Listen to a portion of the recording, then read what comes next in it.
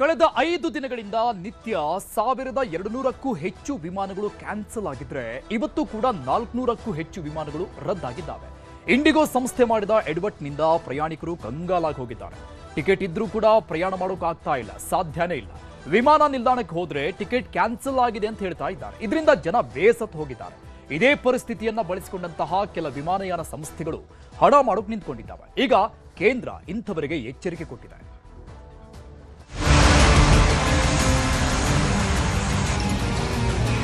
Communicate ಅನ್ನೋದು ಇಲ್ಲೇ ಇಲ್ಲ ಸರ್. ಇಲ್ಲಿ ನೋಡ್ತಾ ಇದ್ದೀರಲ್ಲ, ನೀವೇ ನೋಡ್ತಾ ಇದ್ದೀರಾ. ಈ ಜನ ಇದ್ದಾರೆ, ಯಾರ್ಯಾರು ಅಂಟಿಸಿದ್ದಾರೆ, ಯಾರ್ಯಾರು ಟೆನ್ಷನ್ ಆಗಿದ್ದಾರೆ. ರೆಸ್ಪಾನ್ಸೇ ಸಿಕ್ತಿಲ್ಲ ಸರ್. ಹೊಟ್ಟೆ ಹಸಿತಿದೆ, ಊಟ ಇಲ್ಲ, ತಿಂಡಿ ಇಲ್ಲ. ಈಗ ನಮಗೆ ಯಾವುದೇ ರೀತಿ ಮುನ್ಸೂಚನೆ ಕೊಡದೇನೆ ಇಲ್ಲಿ ಬಂದ ಮೇಲೆ ಈಗ ಜಸ್ಟ್ ಒಂದು 5 ನಿಮಿಷ ಮುಂಚೆ ಕ್ಯಾನ್ಸಲ್ ಅಂತ ಹೇಳ್ತಾ ಇದಾರೆ. ದಿಕ್ಕು ತೋರ್ಸ್ದಂಗ್ ಆಗಿದೆ. ಏನ್ ಮಾಡ್ಬೇಕಂತ ಹೇಳಿ ಗೊತ್ತಾಗ್ತಾ ಇಲ್ಲ. ವಿಮಾನಯಾನ ಅಂದ್ರೆ ಜನ ಈಗ ಕನಸಲು ಬೆಚ್ಚಿ ಬೀಳುವ ಸ್ಥಿತಿ. 5 ದಿನಗಳಿಂದ ನಡೀತಾ ಇರೋ ವಿದ್ಯಮಾನ ನೋಡಿದ್ರೆ ಇನ್ಯಾವತ್ತೂ ವಿಮಾನ ಪ್ರಯಾಣವೇ ಬೇಡ ಅನ್ನೋ ಪರಿಸ್ಥಿತಿ ತಲುಪಿದ್ದಾರೆ ವಿಮಾನಯಾನ ಪ್ರಯಾಣಿಕರು. ಅದರಲ್ಲೂ ಇಂಡಿಗೋ ವಿಮಾನಯಾನವಂತೂ ಕನಸು ಮನಸ್ಸಲ್ಲೂ ಬೇಡವೇ ಬೇಡ ಅನ್ನೋ ಪರಿಸ್ಥಿತಿ ಪ್ರಯಾಣಿಕರಿಗೆ ಎದುರಾಗಿದೆ. 5ನೇ ದಿನವೂ ಬಗೆಹರಿಯದ ಇಂಡಿಗೋ ಬಿಕ್ಕಟ್ಟು. ಪ್ರಯಾಣಿಕರ ಸುಲಿಗೆಗಿಳಿದ ವಿಮಾನಯಾನ ಸಂಸ್ಥೆಗಳು.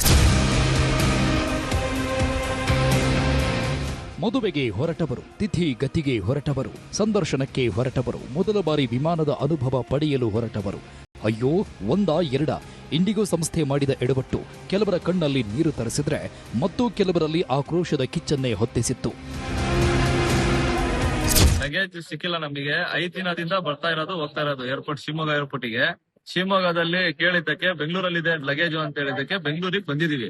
ಇಲ್ಲಿ ಬಂದ ಮೇಲೆ ಕೇಳಿದ್ರೆ 1 ಗಂಟೆ 2 ಗಂಟೆ ನಿತ್ತಿ ಕೇಳಿದ್ಮೇಲೆ ಈಗ ಇದು ಲಗೇಜ್ ಬೆಂಗಳೂರಿಗೆ ಬಂದಿಲ್ಲ ಅಂತ ಹೇಳ್ತಾರೆ. ಬ್ಯಾಗ್ ಇದೆ ಅಂತಾರೆ ಒಳಗಡೆ. ನಮ್ಗೆ ಒಳಗ್ ಬಿಟ್ರೆ ನಮ್ ಲಗೇಜ್ ನಾವ್ ತಗೊಂತೀವಿ. ಅದನ್ನ ಬಿಟ್ಬಿಟ್ಟು ಇವ್ರು ನಿಮ್ ಲಗೇಜೇ ಬಂದಿಲ್ಲ, ನಿಮ್ ಲಗೇಜೇ ಇಲ್ಲ ಇಲ್ಲಿ ಅಂತ ಹೇಳ್ಬಿಟ್ರೆ ನಮ್ಗೆ ಕಾಲ್ ಮಾಡಿದ್ದಾರೆ. ನಿಮ್ ಏರ್ಪೋರ್ಟ್ ಗೆ ಲಗೇಜ್ ಬಂದಿದೆ, ಶಿವಮೊಗ್ಗ ಏರ್ಪೋರ್ಟ್ ಗೆ ಕಳಿಸ್ತೀವಿ ಅಂತ. 3 ದಿನದಿಂದ ಅಲ್ಲಿ ಏರ್ಪೋರ್ಟ್ ಅಲ್ಲಿ ಸತಾಯಿಸ್ತಾ ಇದ್ರು, ಇವತ್ತು ನಾಳೆ ಅಂತೀವಿ. ಅದಕ್ಕೆ ನಾವು ಡೈರೆಕ್ಟ್ ಬೆಂಗಳೂರಿಗೆ ಬಂದು ಕಲೆಕ್ಟ್ ಮಾಡೋಣ ಅಂದ್ರೆ ಇವತ್ತಿಲ್ಲಿ ಬಂದ್ರೆ ಲಗೇಜೇ ಇಲ್ಲ ಅಂತೀವಿ. ಕಳೆದ 5 ದಿನಗಳಿಂದ ನಿತ್ಯ 1200ಕ್ಕೂ ಹೆಚ್ಚು ವಿಮಾನಗಳು ಕ್ಯಾನ್ಸಲ್ ಆಗಿದ್ರೆ ಇಂದು 400ಕ್ಕೂ ಹೆಚ್ಚು ವಿಮಾನಗಳು ರದ್ದಾಗಿದ್ವು. ಹೀಗಾಗಿ ಬೆಂಗಳೂರು, ಮುಂಬೈ, ದಿಲ್ಲಿ, ಕೋಲ್ಕತ್ತಾ, ಹೈದರಾಬಾದ್ ಹೀಗೆ ಹಲವು ವಿಮಾನ ನಿಲ್ದಾಣಗಳಲ್ಲಿ ಇಂದು ಕೂಡ ಪ್ರಯಾಣಿಕರು ಪರದಾಡಬೇಕಾಯಿತು. ಬೆಂಕಿ ಬಿದ್ದ ಮನೆಯಲ್ಲಿ ಲಾಭಕ್ಕಿಳಿದ ಸಂಸ್ಥೆಗಳು. ಪ್ರಯಾಣಿಕರಿಂದ ಟಿಕೆಟ್ ದರ ದುಪ್ಪಟ್ಟು ವಸೂಲಿ. ಇಂಡಿಗೋ ಸಂಸ್ಥೆ ಮಾಡಿದ ಎಡವಟ್ಟಿನಿಂದ ಪ್ರಯಾಣಿಕರು ಕಂಗಾಲಾಗಿ ಹೋಗಿದ್ರು. ಟಿಕೆಟ್ ಇದ್ರೂ ಪ್ರಯಾಣಿಸಲು ಸಾಧ್ಯವಿಲ್ಲ. ವಿಮಾನ ನಿಲ್ದಾಣಕ್ಕೆ ಹೋದ್ರೆ ಟಿಕೆಟ್ ಕ್ಯಾನ್ಸಲ್. ಇದರಿಂದ ಜನ ಬೇಸತ್ತು ಹೋಗಿದ್ರೆ ಇದೇ ಪರಿಸ್ಥಿತಿಯಲ್ಲಿ ಕೆಲ ವಿಮಾನಯಾನ ಸಂಸ್ಥೆಗಳು ಹಣ ಮಾಡಲು ನಿಂತಿವೆ. ಮಾಮೂಲಿ ದರಕ್ಕಿಂತ 10 ಪಟ್ಟು ದರ ವಸೂಲಿ ಮಾಡಲು ಮುಂದಾಗಿದ್ವು. ಸ್ಪೈಸ್ ಜೆಟ್ ಮತ್ತು ಏರ್ ಇಂಡಿಯಾದಂತಹ ಪ್ರಮುಖ ಸಂಸ್ಥೆಗಳೇ ಹಣ ವಸೂಲಿಗಿಳಿದಿವೆ. ಹೈದರಾಬಾದ್ನಿಂದ ಮುಂಬೈಗೆ 70,329 ರೂಪಾಯಿ ವಸೂಲಿ ಮಾಡಿದ್ರೆ ಹೈದರಾಬಾದ್ನಿಂದ ಭೋಪಾಲ್ 90,000 ರೂಪಾಯಿ ವಸೂಲಿ ಮಾಡಲಾಗ್ತಿದೆ. ಹೈದರಾಬಾದ್ನಿಂದ ದೆಹಲಿಗೆ 82,000 ರೂಪಾಯಿ ಫಿಕ್ಸ್ ಮಾಡಿದ್ರೆ ದೆಹಲಿಯಿಂದ ಹೈದರಾಬಾದ್ಗೆ 48,000 ರೂಪಾಯಿ ವಸೂಲಿ ಮಾಡಲಾಗಿದೆ. ಇನ್ನು ಕೇವಲ 15,000 ರೂಪಾಯಿನಷ್ಟಿದ್ದ ಮುಂಬೈ ಟು ಶ್ರೀನಗರಕ್ಕೆ 62,000 ರೂಪಾಯಿ ವಸೂಲಿ ಮಾಡಲಾಗಿದೆ. ವಿಮಾನಯಾನ ಸಂಸ್ಥೆಗಳ ವಸೂಲಿ ತೀವ್ರಗೊಳ್ಳುತ್ತಿದ್ದಂತೆ ಎಚ್ಚೆತ್ತಿರೋ ಕೇಂದ್ರ ಸರ್ಕಾರ ಹೊಸ ಗೈಡ್ಲೈನ್ಸ್ ರಿಲೀಸ್ ಮಾಡಿದೆ. ಸರ್ಕಾರದ ನಿರ್ದೇಶನದ ದರವನ್ನಷ್ಟೇ ವಿಮಾನಯಾನ ಸಂಸ್ಥೆಗಳು ವಿಧಿಸಬೇಕು, ಇಲ್ಲದಿದ್ದರೆ ಕಠಿಣ ಕ್ರಮ ಕೈಗೊಳ್ಳುವ ಬಗ್ಗೆ ಎಚ್ಚರಿಕೆ ನೀಡಲಾಗಿದೆ. ಸರ್ಕಾರ ನಿರ್ದೇಶಿತ ದರಪಟ್ಟಿ ಎಷ್ಟಿದೆ ಅನ್ನೋದನ್ನ ನೋಡೋದಾದ್ರೆ 500 ಕಿಲೋಮೀಟರ್ವರೆಗೆ ಒಂದು ಟಿಕೆಟ್ಗೆ 7,500 ರೂಪಾಯಿ, 500ರಿಂದ 1000 ಕಿಲೋಮೀಟರ್ಗೆ 12,000 ರೂಪಾಯಿ, 1000ದಿಂದ 1,500 ಕಿಲೋಮೀಟರ್ಗೆ 15,000 ರೂಪಾಯಿ, 1,500 ಕಿಲೋಮೀಟರ್ ಮೇಲ್ಪಟ್ಟು ದೂರಕ್ಕೆ 18,000 ರೂಪಾಯಿ ಟಿಕೆಟ್ ಬೆಲೆ ಮಾತ್ರ ಸಂಗ್ರಹಿಸಬೇಕು ಅಂತ ಆದೇಶ ಹೊರಡಿಸಿದೆ. ಅಷ್ಟೇ ಅಲ್ಲ, ಟಿಕೆಟ್ ರದ್ದಾದವರಿಗೆ ಮರುಪಾವತಿ ವಿಳಂಬದ ಬಗ್ಗೆ ಕೇಂದ್ರ ಸರ್ಕಾರ ಎಚ್ಚರಿಕೆ ನೀಡುವುದರ ಜೊತೆಗೆ ರೀಫಂಡಿಂಗ್ಗೆ ಗಡುವು ನೀಡಿದೆ. ಭಾನುವಾರ ರಾತ್ರಿ 8 ಗಂಟೆಯೊಳಗೆ ಬಾಕಿ ಇರುವ ಎಲ್ಲ ಪ್ರಯಾಣಿಕರ ಟಿಕೆಟ್ ಹಣ ಮರುಪಾವತಿ ಮಾಡಬೇಕು ಅಂತ ಗಡುವು ನೀಡಿದೆ. ಒಂದು ವೇಳೆ ಇದರಲ್ಲಿ ವಿಫಲವಾದರೆ ಕ್ರಮದ ಎಚ್ಚರಿಕೆಯನ್ನು ನೀಡಲಾಗಿದೆ. ಅಷ್ಟೇ ಅಲ್ಲ, 48 ಗಂಟೆಗಳಲ್ಲಿ ಪ್ರಯಾಣಿಕರ ಲಗೇಜ್ಗಳನ್ನು ಅವರವರ ವಿಳಾಸಕ್ಕೆ ತಲುಪಿಸಬೇಕು ಅಂತಲೂ ಹೇಳಿದೆ. ಇನ್ನು ಸದ್ಯ ಆಗಿರೋ ಎಡವಟ್ಟುಗಳ ಬಗ್ಗೆ ತನಿಖೆ ನಡೆಸಿ ತಪ್ಪಿತಸ್ಥರನ್ನ ಪತ್ತೆ ಹಚ್ಚದೆ ಬಿಡಲ್ಲ ಅಂತ ಕೇಂದ್ರ ವಿಮಾನಯಾನ ಸಚಿವರು ಹೇಳಿದ್ದಾರೆ. ವಿಮಾನ ಪ್ರಯಾಣಿಕರ ನೆರವಿಗೆ ರೈಲ್ವೆ ಇಲಾಖೆ. ಇಂಡಿಗೋ ವಿಮಾನ ಸಿಗದೆ ಪ್ರಯಾಣಿಕರ ಪರದಾಟ ಹಿನ್ನೆಲೆ ಕೇಂದ್ರ ಸರ್ಕಾರ ಪರ್ಯಾಯ ಮಾರ್ಗ ಹುಡುಕಲು ಮುಂದಾಗಿದೆ. ಹೆಚ್ಚುವರಿ ರೈಲ್ವೆ ಎಸಿ ಬೋಗಿ ಅಲ್ಲದೆ ಹೆಚ್ಚುವರಿ ರೈಲುಗಳನ್ನೇ ಓಡಿಸಲು ನಿರ್ಧರಿಸಿದೆ. ಬೆಂಗಳೂರಿಂದ ಪುಣೆ, ದೆಹಲಿ, ಚೆನ್ನೈ, ಮುಂಬೈಗೆ ಸ್ಪೆಷಲ್ ಟ್ರೈನ್ ಸೇವೆ ಇರಲಿದೆ. ರೈಲ್ವೆ ನಿಲ್ದಾಣ ಆಪ್ ಆನ್ಲೈನ್ ಮೂಲಕ ಟಿಕೆಟ್ ಬುಕ್ ಮಾಡಬಹುದಾಗಿದೆ. ಎಲ್ಲೆಲ್ಲಿ ಬೇಡಿಕೆ ಜಾಸ್ತಿ ಇದೆಯೋ ಅಲ್ಲೆಲ್ಲ ಟ್ರೈನ್ಗಳನ್ನು ಬಿಡಲು ರೈಲ್ವೆ ಇಲಾಖೆ ನಿರ್ಧರಿಸಿದೆ. ಪ್ರಯಾಣಿಕರ ಹೆಚ್ಚಿನ ದಟ್ಟಣೆ ಉಂಟಾಗಿದೆ. ಸೊ ಹಾಗಾಗಿ ಅವರ ಅನುಕೂಲಕ್ಕೋಸ್ಕರ ನಾವು ನಾಳೆ ಯಶವಂತಪುರಿಂದ ಹಜರತ್ ನಿಜಾಮುದ್ದೀನ್ ಅಂದ್ರೆ ಡೆಲ್ಲಿಗೆ ಒಂದು ವಿಶೇಷ ರೈಲ್ನ ಓಡಿಸ್ತಾ ಇದೀವಿ. ಅದೇ ರೀತಿ ಬೆಂಗಳೂರಿನಿಂದ ಚೆನ್ನೈ ಒಂದು ವಿಶೇಷ ಟ್ರೈನ್ನ ಓಡಿಸ್ತಾ ಇದೀವಿ. ಅದೇ ರೀತಿ ಬೆಂಗಳೂರಿನಿಂದ ಪುಣೆಗೂ ಸಹ ನಾಳೆ ಒಂದು ವಿಶೇಷ ರೈಲನ್ನ ನಾವು ಓಡಿಸ್ತಾ ಇದೀವಿ. ಇನ್ನು ಈ ಮಧ್ಯೆ ಇಂಡಿಗೋ ಸಿಇಒ ಪೀಟರ್ ಎಲ್ಬರ್ಸ್ ಅವರನ್ನ ವಜಾಗೊಳಿಸಲು ಕೇಂದ್ರ ಸಿದ್ಧತೆ ನಡೆಸಲಾಗಿದೆ ಎನ್ನಲಾಗ್ತಿದೆ. ಈ ನಡುವೆ ವಿಮಾನಯಾನ ಪ್ರಯಾಣಿಕರಿಗಾದ ಸಮಸ್ಯೆ ಬಗ್ಗೆ ಸುಪ್ರೀಂ ಕೋರ್ಟ್ ಮುಖ್ಯ ನ್ಯಾಯಮೂರ್ತಿಗಳ ಮಧ್ಯಪ್ರವೇಶ ಕೋರಿ ಸುಪ್ರೀಂ ಕೋರ್ಟ್ಗೆ ಪಿಐಎಲ್ ಕೂಡ ಸಲ್ಲಿಸಲಾಗಿದೆ. ಸದ್ಯದ ಪರಿಸ್ಥಿತಿ ಪ್ರಕಾರ ಸಮಸ್ಯೆ ಇತ್ಯರ್ಥವಾಗಲು ಇನ್ನೂ 10 ದಿನಗಳ ಅಗತ್ಯವಿದೆ ಎನ್ನಲಾಗ್ತಿದೆ. Bureau report, news 18.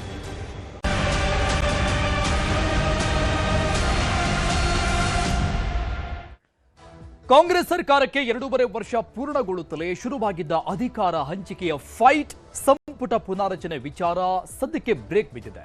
CM DCM ಮನೆಯಲ್ಲಾದಂತಹ breakfast ಮೀಟಿಂಗ್ಗಳ ನಂತರ ಒಂದು ಹಂತಕ್ಕೆ ಎಲ್ಲವೂ ಶಾಂತವಾಗಿದೆ ಹಾಗೆ ಅಂತ ಕಾಣಿಸ್ತಾ ಇದೆ. ಆದ್ರೂ ಹೈಕಮಾಂಡ್ನ ಸಂಧಾನ ಅಥವಾ ಸಂದೇಶಕ್ಕಾಗಿ ಇಬ್ಬರು ನಾಯಕರ ಆಪ್ತರು ಅಷ್ಟೇ ಅಲ್ಲದೆ ಕಾರ್ಯಕರ್ತರು ಕೂಡ ಕಾದು ಕುಳಿತುಕೊಂಡಿದ್ದಾರೆ. ಇನ್ನು ಬೆಳಗಾವಿಯ ಚಳಿಗಾಲದ ಅಧಿವೇಶನಕ್ಕೆ ಇನ್ನೊಂದೇ ದಿನ ಮಾತ್ರ ಬಾಕಿ ಇದೆ. ಸುಭದ್ರ ಸರ್ಕಾರವಿದ್ರೂ ಕೂಡ ಸಿಎಂ ಸ್ಥಾನದ ಅಭದ್ರತೆ ವಿಚಾರವೇ ಪ್ರತಿಪಕ್ಷಗಳ ಕೈಗೆ ಸಿಕ್ಕಿರುವಂತಹ ದೊಡ್ಡ ಅಸ್ತ್ರವಾಗಿದೆ. ಪ್ರತಿಪಕ್ಷಗಳಿಗೆ ತಾವಾಗೇ ಆಹಾರ ನೀಡಿದ್ದಾರೆ ಕಾಂಗ್ರೆಸ್ ನಾಯಕರು. ಹೀಗಾಗಿ ಎಲ್ಲದಕ್ಕೂ ಪೂರ್ಣ ವಿರಾಮ ಇಡೋಕೆ ಕಡೆಗೂ ಹೈಕಮಾಂಡ್ ಮುಂದಾಗಿದೆ.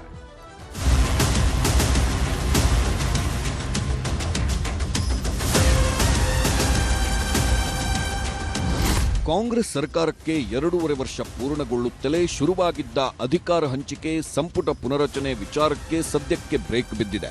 ಸಿಎಂ ಡಿಸಿಎಂ ಮನೆಯಲ್ಲಿನ ಬ್ರೇಕ್ಫಾಸ್ಟ್ ಮೀಟಿಂಗ್ಗಳ ಮೂಲಕ ಒಂದು ಹಂತಕ್ಕೆ ಎಲ್ಲವೂ ಶಾಂತವಾಗಿದೆ. ಆದರೂ ಹೈಕಮಾಂಡ್ನ ಸಂಧಾನ ಅಥವಾ ಸಂದೇಶಕ್ಕಾಗಿ ಇಬ್ಬರೂ ನಾಯಕರ ಆಪ್ತರು ಅಷ್ಟೇ ಅಲ್ಲ, ಕಾರ್ಯಕರ್ತರೂ ಕೂಡ ಕಾದು ಕೂತಿದ್ದಾರೆ.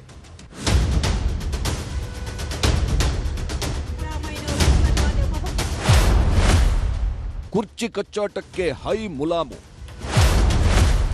ಸಿಎಂ ಡಿಸಿಎಂ ಮಧ್ಯೆ ಹೈ ಸಂಧಾನ ಸೂತ್ರ.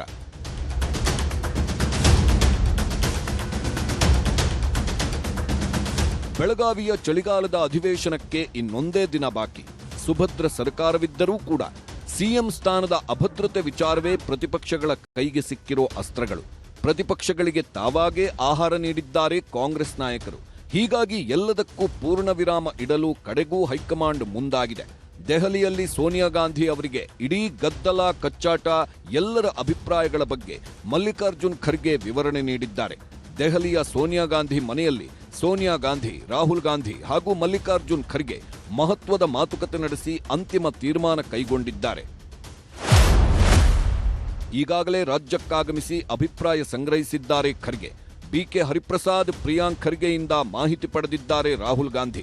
ಮೊನ್ನೆ ಸಿಎಂ ಮಂಗಳೂರಿನಲ್ಲಿ ಮೀನೂಟ ಮಾಡಿಕೊಂಡು ಕೆಸಿ ವೇಣುಗೋಪಾಲ್ಗೂ ಎಲ್ಲಾ ವಿಚಾರ ಮುಟ್ಟಿಸಿದ್ದಾರೆ. ಈಗ ಅದೆಲ್ಲವನ್ನ ಪರಿಶೀಲಿಸಿ ಮುಂದಿನ ಚುನಾವಣೆ ಗಮನದಲ್ಲಿಟ್ಟು ನಾಯಕರು ಚರ್ಚಿಸಿದ್ದಾರೆ. ಅಧಿವೇಶನಕ್ಕೂ ಮುನ್ನ ಇಬ್ಬರು ನಾಯಕರಿಗೆ ಹೈಕಮಾಂಡ್ ಸಂದೇಶ ರವಾನಿಸುವ ಸಾಧ್ಯತೆಗಳಿವೆ. ಸಿಎಂ ಬದಲಾವಣೆ, ಅಧಿಕಾರ ಹಂಚಿಕೆ, ಸಂಪುಟ ಪುನರಚನೆ, ಪಿಸಿಸಿ ಅಧ್ಯಕ್ಷರ ಬದಲಾವಣೆ ಜೊತೆಗೆ ಜಿಬಿಎ, ಜಿಲ್ಲಾ ಮತ್ತು ತಾಲೂಕು ಪಂಚಾಯಿತಿ ಚುನಾವಣೆಗಳ ಗೆಲ್ಲೋ ಬಗ್ಗೆಯೂ ಸಭೆಯಲ್ಲಿ ಚರ್ಚೆಯಾಗಿದೆ ಎಂದು ಕಾಂಗ್ರೆಸ್ ಮೂಲಗಳು ಹೇಳಿವೆ. ಹೀಗೆಲ್ಲ ಪವರ್ ಶೇರಿಂಗ್ ಗದ್ದಲದ ಬಳಿಕ ಮೊದಲ ಬಾರಿಗೆ CM Siddaramaiah, DCM DKShi, AICC ಅಧ್ಯಕ್ಷ ಮಲ್ಲಿಕಾರ್ಜುನ್ ಖರ್ಗೆ ಒಟ್ಟಾಗಿ ಕಾಣಿಸಿಕೊಂಡರು. ಅಂಬೇಡ್ಕರ್ ಪರಿನಿರ್ವಾಣ ಕಾರ್ಯಕ್ರಮದಲ್ಲಿ 3 ನಾಯಕರು ಭಾಗಿಯಾಗಿದ್ದರು. ಸಿಎಂ ಗಾದಿಗೆ ಏರಲು ಶತಪ್ರಯತ್ನ ಮಾಡುತ್ತಿರುವ ಡಿಸಿಎಂ ಡಿಕೆಶಿ ಮಲ್ಲಿಕಾರ್ಜುನ್ ಖರ್ಗೆ ಸುತ್ತಲೇ ಸುತ್ತುತ್ತಿದ್ದರು. ಖರ್ಗೆ ದೆಹಲಿಗೆ ಹೋಗುವಾಗಲೂ ಒಟ್ಟಿಗೆ ತೆರಳಿದ್ದರು ಡಿಕೆಶಿ.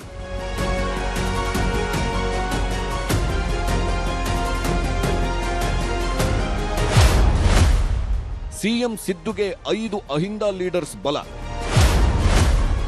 ಸಮುದಾಯದ ಬಲದಿಂದಲೇ ಸಿದ್ದು ಬಲಗೊಳ್ಳುತ್ತಾರೆ. ಸಿಎಂ ಸಿದ್ದರಾಮಯ್ಯನವರ ಬೆನ್ನಿಗೆ ನಿಂತಿದ್ದಾರೆ 5 ಅಹಿಂದ ನಾಯಕರು. Doctor G Parameshwar, Satish Jarkiholi, doctor H C Mahadevappa, BK Hariprasad, Zameer Ahmed Khan ಹಾಗೂ ಕೆಎನ್ ರಾಜಣ್ಣ ಸಿಎಂ ಬೆನ್ನಿಗೆ ನಿಂತಿದ್ದಾರೆ. ಸಿಎಂ ಪರ ಬ್ಯಾಟಿಂಗ್ ಮಾಡೋದು, ಗೌಪ್ಯ ಸಭೆಗಳನ್ನ ಮಾಡೋದು, ದೆಹಲಿ ಯಾತ್ರೆ, ಹೀಗೆ ಸಿದ್ದರಾಮಯ್ಯ ಪರವಾಗಿ ನಿಂತು ಎಲ್ಲಾ ಲಾಬಿ ಮಾಡುತ್ತಿದ್ದಾರೆ. ಇದರೊಟ್ಟಿಗೆ ಅಹಿಂದ ಸಂಘಟನೆಗೆ ಮುಂದಾಗಿದ್ದಾರೆ ಸಚಿವರುಗಳು. ಸಿದ್ದರಾಮಯ್ಯ ರಾಜೀನಾಮೆಗೆ ಮುಂದಾದ್ರೆ ಹಳ್ಳಿಗಳಲ್ಲಿ ಜನಾಂದೋಲನಕ್ಕೆ ಪ್ಲಾನ್ ಮಾಡಿಕೊಳ್ಳುತ್ತಿದ್ದಾರೆ. ಅಹಿಂದ ಸಂಘಟನೆ ಮಾಡಿದವನು ನಾನು. ಅಹಿಂದ ಜನರಿಗೆ ಇವೆಲ್ಲ ಗ್ಯಾರಂಟಿ ಯೋಜನೆಗಳೆಲ್ಲ ಇವೆಲ್ಲ ಮಾಡಿರೋದು, ಭಾಗ್ಯಗಳ ಕಾರ್ಯಕ್ರಮಗಳೆಲ್ಲ ಮಾಡಿರೋದು ಯಾರಿಗೆ? ಬಡವ್ರಿಗಲ್ವಾ? ಗ್ಯಾರಂಟಿ ಯೋಜನೆಗಳು ಮಾಡಿರೋದು ಯಾರಿಗೆ? ಯಾರಿಗೆ ಮಾಡಿರೋದು? ಹೆಣ್ಮಕ್ಳಿಗೆ, ಬಡವರಿಗೆ, ದಲಿತರಿಗೆ, ಹಿಂದುಳಿದವರಿಗೆ, ಅಲ್ಪಸಂಖ್ಯಾತರಿಗೆ, ಕಾರ್ಮಿಕರಿಗೆ, ಇವರೆಲ್ಲ ಅಹಿಂದ ಅಲ್ವಾ? ಅದು ನಾವು ತಿಂಗಳ ಮಾಡ್ತಾನೆ ಇರ್ತೀವಿ, ಹೊಸದಲ್ಲ. ಅಹಿಂದ ಕಾರ್ಯಕ್ರಮ ಎಷ್ಟಿ ಸಂಘಟನೆಗಳು ಪ್ರತಿ ತಿಂಗಳ ಮಾಡ್ತಾನೆ ಇರ್ತೀವಿ. ಅದು ಭಾಗ ಅಷ್ಟೇ, ಪಾರ್ಟ್. ಇಲ್ಲ ಸಮಾವೇಶ ಇಲ್ಲ, ಕಾರ್ಯಕರ್ತರ ಪದಾಧಿಕಾರಿಗಳ ಸಭೆ ಅಷ್ಟೇ ಅದು. ಈ ಮಧ್ಯೆ ಹಾಸನದಲ್ಲಿ ನಡೆದ ಸರ್ಕಾರದ ವಿವಿಧ ಯೋಜನೆಗಳ ಸಮರ್ಪಣಾ ಸಮಾವೇಶದಲ್ಲಿ ಸಿಎಂ ಸಿದ್ದರಾಮಯ್ಯ ಭಾಷಣ ಮಾಡಿದ್ದು, ನಾನು ಮಾತು ಕೊಡಲ್ಲ, ಕೊಟ್ರೆ ಮರೆಯೋದಿಲ್ಲ ಎಂದು ಕುರ್ಚಿ ಕಿತ್ತಾಟದ ನಡುವೆಯೇ ಮಾರ್ಮಿಕವಾಗಿ ನುಡಿದರು. ನಾನು ಮಾತು ಕೊಡಲ್ಲ, ಕೊಟ್ಟ ಮೇಲೆ ಮಾಡೇ ಮಾಡ್ತೀವಿ. ಮಾತು ಕೊಡಲ್ಲ, ಕೊಟ್ಟ ಮೇಲೆ ಮಾಡೇ ಮಾಡ್ತೀವಿ.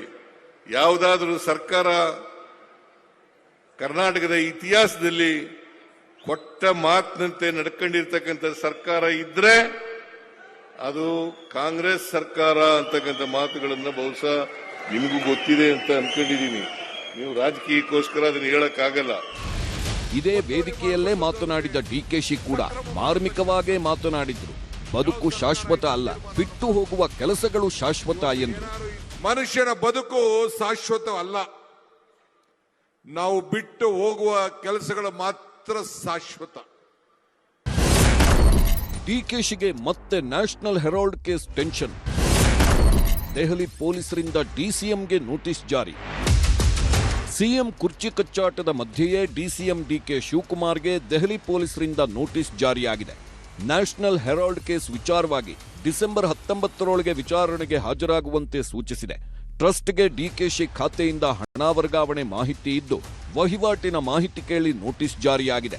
ಇದೇ ವಿಚಾರವಾಗಿ ಡಿಕೆ ಬ್ರದರ್ಸ್ ವಿಚಾರಣೆ ಆಗಿದ್ದು, ಮತ್ತೆ ಡಿಕೆಶಿಗೆ ಶಾಕ್ ಎದುರಾಗಿದೆ. ಆದರೆ ಇದೆಲ್ಲವೂ ಕಿರುಕುಳ ನೀಡುವ ಹುನ್ನಾರ ಅನ್ನೋದು ಡಿಕೆಶಿ ವಾದ.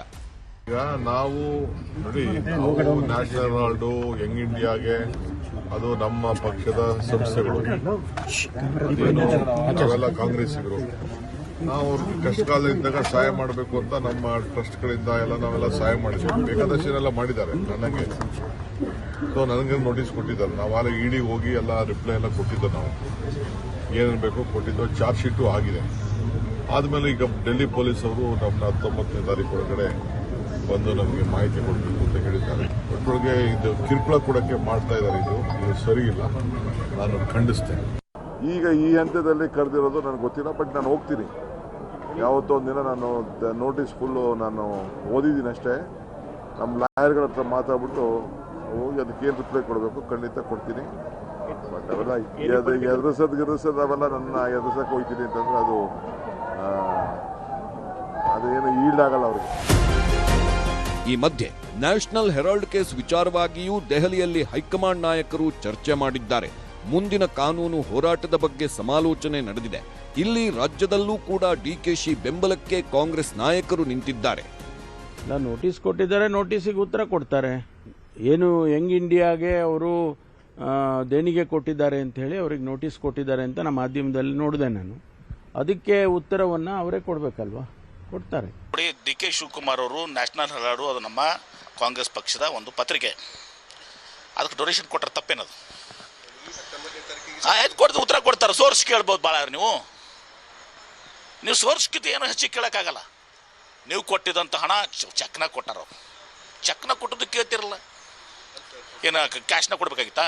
ನ್ಯಾಷನಲ್ ಹೆರಾಲ್ಡ್ ವಿಚಾರ ಇರ್ಬೋದು, ಯಂಗ್ ಇಂಡಿಯಾ ವಿಚಾರ ಇರ್ಬೋದು, ಇಡೀ ವಿಶ್ವದಲ್ಲೇ ಭಾಳ ಒಂದು ವಿಶಿಷ್ಟವಾದಂಥ ಪ್ರಕರಣ ಇದೆ. ದುಡ್ಡು ಎಲ್ಲಿಂದ ಬಂತು, ಎಷ್ಟು ಬಂತು, ಯಾರಿಂದ ಬಂತು, ಯಾರಿಗೆ ಹೋಯ್ತು ಅಂತ ಏನಾದರೂ ಆಗಿದೆ? ಇದು ಯಾಕೆ ವಿಶಿಷ್ಟ ಪ್ರಕರಣ ಅಂದರೆ, this must be the only money laundering case in the history of India where there is no money. DKShi CM ಆದ್ರೆ ಮಂತ್ರಿ ಆಗೋದಿಲ್ಲ. ಕೆಎನ್ ರಾಜಣ್ಣ ಹೊಸ ವರಸೆ, ತಂಗಡಿಗಿಗೂ ಬಿಸಿ. ಈ ಎಲ್ಲ ಬೆಳವಣಿಗೆಗಳ ಮಧ್ಯೆಯೇ ಮತ್ತೊಂದು ಹೊಸ ಚರ್ಚೆ ಕಾಂಗ್ರೆಸ್ನೊಳಗೆ ಶುರುವಾಗಿದೆ. ಒಂದು ವೇಳೆ ಡಿಕೆಶಿ ಸಿಎಂ ಆದ್ರೆ ನಾನು ಡಿಕೆ ಸಂಪುಟ ಸೇರೋದಿಲ್ಲ ಅಂತ ಮತ್ತೊಮ್ಮೆ ಕೆಎನ್ ರಾಜಣ್ಣ ಸ್ಪಷ್ಟಪಡಿಸಿದ್ದಾರೆ. ಹಾಗೆ ಶಿವರಾಜ ತಂಗಡಗಿ ಸುತ್ತಲೂ ಇದೀಗ ಅದೇ ವಿವಾದ ಸುಟ್ಕೊಂಡಿದೆ. ಬಿಜೆಪಿ ಆರೋಪಗಳಿಗೆಲ್ಲ ಉತ್ತರ ಕೊಡಲ್ಲ ಅಂದಿದ್ದಾರೆ ತಂಗಡಗಿ. ನನಗೆ ಯಾವ ಸ್ಥಾನನೂ ಬೇಕಾಗಿಲ್ಲ. ನಾನು ಮೊದಲೇ ಹೇಳಿದ್ದೀನಿ, ಶಿವಕುಮಾರ್ ಮುಖ್ಯಮಂತ್ರಿ ಆದರೆ ಅವನ ಮುಖ್ಯಮಂತ್ರಿ ಜಾಗದಲ್ಲಿ ನಾನು ಸಚಿವ ಆಗೋದಿಲ್ಲ ಅಂತ ಹೇಳಿದ್ದೀನಿ. ಈಗಲೂ ಅದಕ್ಕೆ ಬಂದ ಬಿಜೆಪಿಯವರಿಗೆ ಕೆಲಸ ಇಲ್ಲ. ಈಗ ನಿಮಗೆ ನೋಡ್ರಿ, ಅವ್ರು ನವೆಂಬರ್ ಕ್ರಾಂತಿ ಅಂದರು, ಈಗ ಜನವರಿ ಕ್ರಾಂತಿ ಅಂತಾರೆ. ಜನವರಿ ಆದಮೇಲೆ ನಂತರ ಬಜೆಟ್ ಆದಮೇಲೆ ಕ್ರಾಂತಿ ಅಂತಾರೆ. ಅವ್ರಿಗೇನೈತಿ ಕೆಲಸ? ಅವ್ರಿಗೆ ಕೆಲಸ ಇಲ್ಲ. ಅವ್ರಿಗೆ ಮತ್ತು ಇನ್ನೊಂದು, ಅವ್ರ ಗೊಂದಲನೇ ಸಾಕಷ್ಟು ಅದ.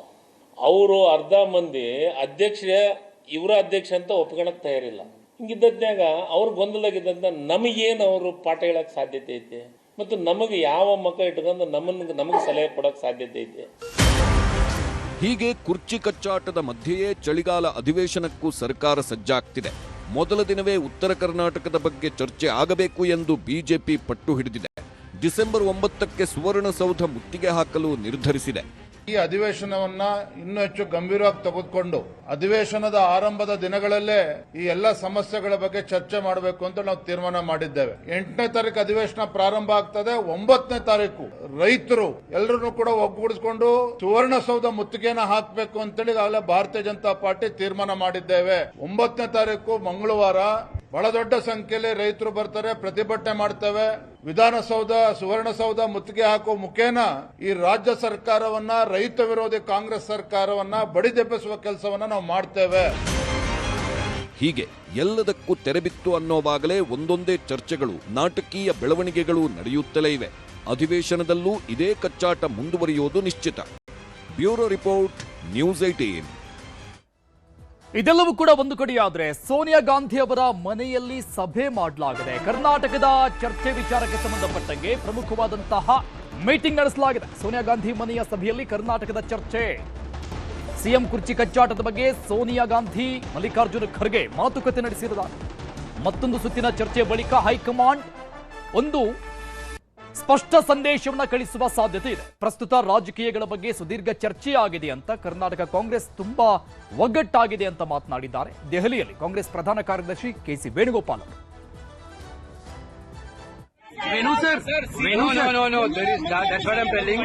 Karnataka we discussed today, but nothing came out from that. We will discuss again. Now, was there discussion on National Herald, sir? Was there any discussion on National Herald? As EOW has registered a case, this is now a regular practice. Vendetta. We discussed about the national rally, December 14th rally. We discussed about the rally arrangement. Everything we discussed. Venu sir clarify कीजिए कि कर्नाटक का मसला clarification already given. किस तरह की बातचीत No, already we have given a clarification that we will have another discussion.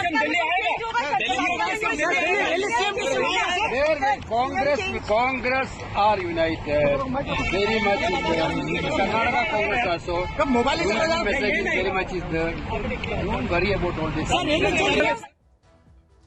ಈ ಬಗ್ಗೆ ಇನ್ನಷ್ಟು ಡೀಟೇಲ್ಸ್ ಕೊಡ್ತಾರೆ ನಮ್ಮ ಪೊಲಿಟಿಕಲ್ ಬ್ಯೂರೋ ಹೆಡ್ ಆಗಿರುವಂತಹ ಚಿದಾನಂದ್ ಪಟೇಲ್ ಲೈವ್ ನಲ್ಲಿ ಜಾಯ್ನ್ ಆಗ್ತಾ ಇದ್ದಾರೆ. ಪಟೇಲ್ರೆ, ಅಧಿವೇಶನಕ್ಕೆ ಒಂದು ದಿನ ಮಾತ್ರ ಬಾಕಿ ಇರುವಂತದ್ದು. ಇವತ್ತಿನ ಕಾರ್ಯಕ್ರಮದ ವೇದಿಕೆ ಮೇಲೂ ಕೂಡ ಸಿಎಂ ಡಿಸಿಎಂ ಕಡೆಯಿಂದ ಮಾರ್ಮಿಕವಾದಂತಹ ಹೇಳಿಕೆಗಳು ಬಂದಿರೋದನ್ನ ಇಡೀ ಕರ್ನಾಟಕ ಇವತ್ತು ನೋಡ್ತು. ಅದು ಯಥಾ ಪ್ರಕಾರವಾಗಿ ಮುಂದುವರಿಯುತ್ತಾ ಇದೆ. ಮತ್ತೊಂದು ಕಡೆ ದೆಹಲಿಯಲ್ಲಿ ಸೋನಿಯಾ ಗಾಂಧಿ ಅವರ ನಿವಾಸದಲ್ಲಿ ಕರ್ನಾಟಕದ ಕಾಂಗ್ರೆಸ್ ಬಿಕ್ಕಟ್ಟಿನ ಬಗ್ಗೆನೇ ಚರ್ಚೆ ಮಾಡಿದ್ರು ಅನ್ನೋ ಮಾಹಿತಿ ಸಿಗ್ತಾ ಇದೆ. ಸೊ ಒಂದು ಡಿಕ್ಲರೇಷನ್ಗೆ ಬಂದ್ರು ಅಂತ ಹೇಳಬಹುದಾ, ಅನ್ಕೊಳ್ಬಹುದಾ? ಇಬ್ರನ್ನ ಕರೆಸ್ಕೊಳ್ತಾರಂತ?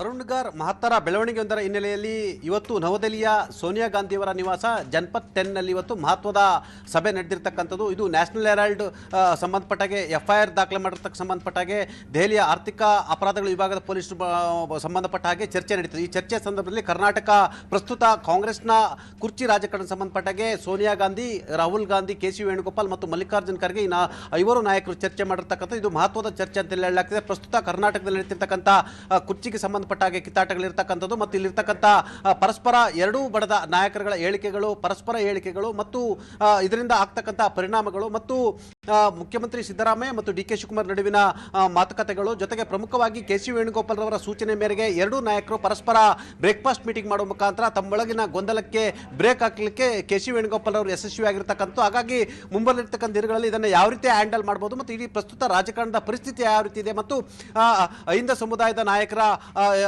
ಮಾತೇನು ಮತ್ತು DK ಶಿವಕುಮಾರ್ ಪರವಾಗಿರ್ತಕ್ಕಂಥವರ ಮಾತೇನು ಮತ್ತು ದೆಹಲಿಗೆ DK ಶಿವಕುಮಾರ್ ಪರವಾಗಿ ಹೋಗಿರ್ತಕ್ಕಂಥ ಶಾಸಕರ ಪರೇಡ್ ಸೇರಿದಂತೆ ಅನೇಕ ವಿಚಾರಗಳ ಬಗ್ಗೆ ಸಮಗ್ರವಾಗಿ ಚರ್ಚೆಯನ್ನು ನಡೆಸಲಾಗಿರ್ತಕ್ಕಂಥದ್ದು.